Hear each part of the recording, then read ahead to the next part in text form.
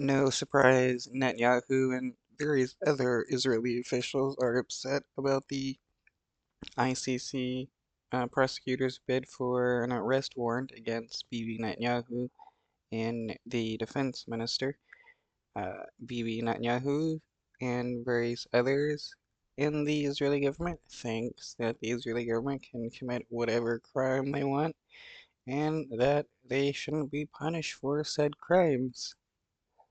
Let's go live to Jerusalem now. Iris Mackler is our correspondent. She's with me on the programme. Iris, reaction pouring into those words from Karim Khan.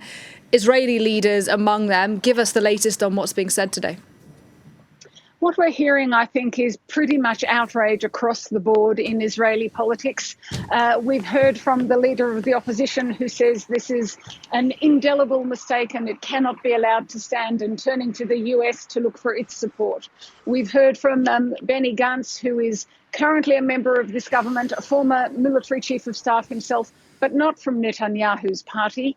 And he has also called it moral blindness and a terrible, indelible mistake.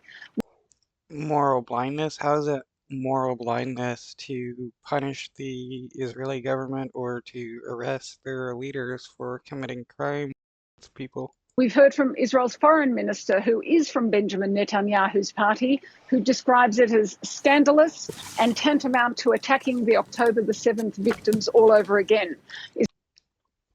Wow, using the October 7th victims as pawns yet again, saying that the ICC wanting to Netanyahu for crimes is somehow an attack on the October 7th victims. That's just disgusting to use them as such a pawn. Israeli media is reporting that he's setting up a war room, if you like, and calling other foreign ministers, especially Western leaders, to see what their reaction will be and if they would actually act on this. Because don't forget, Israel is not a member of the ICC, of the criminal court. So it's... That doesn't mean, though, that the other nations that are a part of the ICC can't arrest him for if the ICC does send out an arrest warrant. I mean, Putin is not a member of the ICC, and yet there is still an arrest warrant out for him. What it does is it prevents Israeli leaders from going to countries which are, because they would then have to arrest them. Let's say France, for example. So I think that's where all that negotiation is. We haven't heard from Benjamin Netanyahu himself this time, but when it was mooted a few weeks ago, he also called it an outrage of historic proportions and says Israel has an independent judicial system which investigates any violations of law. And I have to say that the right-wing parties in his government have dismissed it as anti-Semitism and said that the war in Gaza should be ramped up.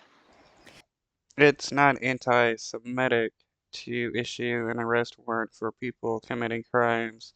That is hilarious how the Israeli officials want to claim anything is anti-Semitic if it's against them.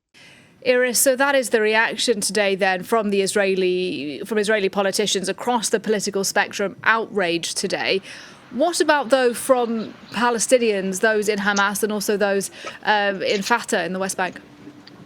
What we've heard is a Fatah statement that is not the supporters of Hamas, actually, but what they are saying is that this confuses the victims and the executioner and calls on the ICC, the International Criminal Court, just to prosecute Israel. Hamas said something very similar and said that this would encourage that the prosecution of Hamas leaders would encourage wars of extermination, as Hamas put it. But No, it wouldn't. It just means that the leaders are being arrested for the crimes that they either commanded or committed themselves. And it doesn't anything about like the giving like special permission to the Israeli government to exterminate people, since Israeli leaders are also being or having arrest warrants for their crimes. The ICC is looking to punish people on both sides for the crimes that they committed. I have to say, Nadia, Hamas is not going to suffer in the same way as Israeli leaders would if these warrants are issued. The process is now it goes to judges. Yeah, the Israeli government is not going to suffer either. I mean, what, they'll just have a new PM become the prime minister. Of the criminal court, and it may take weeks or months to issue these warrants. But if they are issued, Hamas is designated a terrorist organisation by many European countries and by the US. So they're not travelling there anyhow. In fact, the Hamas Gaza leaders are. I mean, honestly, like the designation of like terrorist, like kind of means nothing. Like when the United States and other Europeans can go into Afghanistan and Iraq, kill a bunch of people based upon lies, and they're not designated as terrorists. Why is that?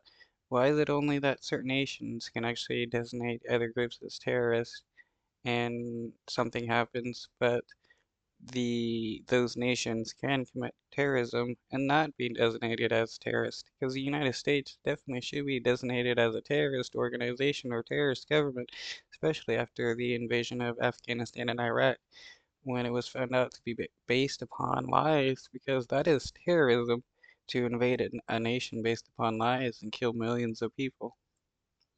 In Gaza and at the present moment under the ground in their tunnels there. This doesn't affect them, but it does affect a country like Israel and Israeli leaders more. And I've just seen an interview with an international law expert who describes it as a low point for Israel, and says he doesn't know how a country, a democracy, can survive something like this if its leaders can't travel and can't invite other leaders here too. So very. Well, this just means that the leaders of the supposed democratic nation should stop committing war crimes and stuff like that. Otherwise, they won't be able to visit other nations because the ICC will issue arrest warrants. If they want to be able to visit other nations, again, don't commit crimes. Very serious consequences for Israel if